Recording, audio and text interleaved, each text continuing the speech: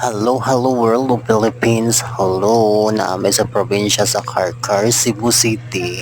Nangarimi after Ayo, sa church nag-video or ra ko. sa Ay, kagapon karon kaya akong girimi load. ni Hapit na ngarimi diri maduro. sa kuan sa Carcar. Dibisita mi sa probinsya sa mong kauban. O di ba daghang kay mga kasagingan. Tanang kanang palibot din ha. Daghang kay mga saging. Lami kay daari diri mong harvest.